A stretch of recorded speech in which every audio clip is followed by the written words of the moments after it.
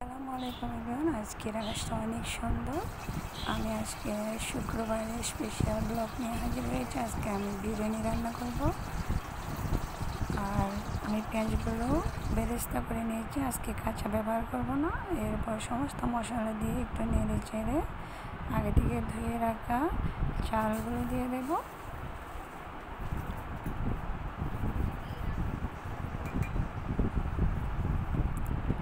এরপর আগে থেকে রান্না করা আলু আর চিকেনগুলো দিয়ে দেবো। সবগুলো দিয়ে ভালো করে নেড়ে চেড়ে এরপর আমি পানি দেব। পানি দিয়েছি পরিমাণ মতো, 4টা কাঁচামরিচ দিয়েছি, স্বাদ মতো লবণ দিয়েছি। আমার রান্না হয়ে এসেছে, ব্যাস আমার রান্না শেষ। এরপরে ইলিশ মাছ ভাজা করব। এই ইলিশ মাছ ভাজিগুলো খেতে অনেক মজা লাগে। তো বিরিয়ানির সাথে ইলিশ মাছ আর গরুর মাংস ছিল আর বেগুন ভাজা। তো আমার এই ছোট্ট ভিডিও ভালো লাগলে লাইক কমেন্ট শেয়ার করবেন।